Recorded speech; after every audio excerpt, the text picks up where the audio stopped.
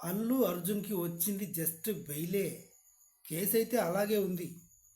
అల్లు అర్జున్ వల్ల ఒక స్త్రీ దుర్మరణం చెందింది తొక్కిసలాట్లో. అల్లు అర్జున్ థియేటర్కి రావడం వల్ల. వెయిట్ వినండి.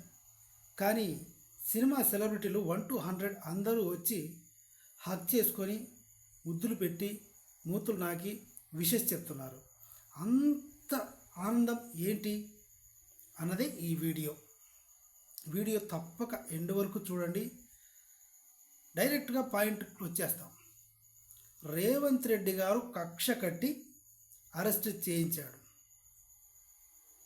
తెలుగు సినిమా ఇండస్ట్రీని టాప్ 1కి తీసుకెళ్ళిన అల్లు అర్జున్ని ఇలా చేయడం కరెక్ట్ కాదు అని, ఇలా చేయడం కరెక్టేనా అని కొంతమంది జర్నలిస్టులు రేవంత్ రెడ్డి గారిని అడిగితే ఆయన చెప్పిన పనికిమాలిన సమాధానం ఇలా ఉంది. అల్లు అర్జున్ ఏమైనా తోపా? పాకిస్తాన్ ఇండియా బార్డర్లో ఏమైనా వీరమరణం పొందిన లేదంటే వీర యుద్ధం చేసిన జవానా? సమాజానికి ఏదైనా మంచి పనులు చేసే ఇది ఉన్న వ్యక్తి?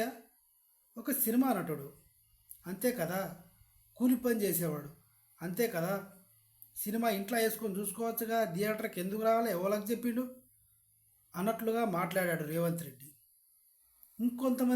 కొన్ని వర్గాలు ఏం చెప్తున్నాయంటే, ఏ ఈవెంట్లో అయినా సరే అల్లు అర్జున్ గారు మాట్లాడేటప్పుడు అందరి టాపిక్ ఎత్తాడు, అందరినీ అభినందిస్తాడు. కానీ అల్లు అర్జున్ టాపికే రేవంత్ రెడ్డి గారి మాట ఒక్కసారి కూడా అనడు.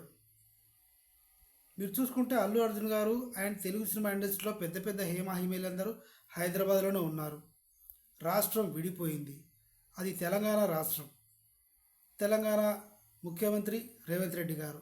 ఆయన పేరు కానీ ఆయన ఊసే ఎత్తకపోవడం వల్ల ఆయన ఏంటో చూపించుకోవడం కోసం, ఆయన పవర్ ఏంటో చూపించుకోవడం కోసం ఇలా కక్ష కట్టి చేశారు అని చెప్పుకోవచ్చు. మొత్తానికి ఆయనకి కక్ష ఉంటే అల్లు అర్జున్ వేపిస్తే ఏమొస్తుంది?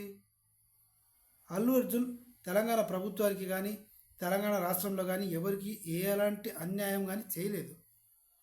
పొరపాటు జరిగిపోయిందని ఆల్రెడీ ఒప్పుకున్నాడు.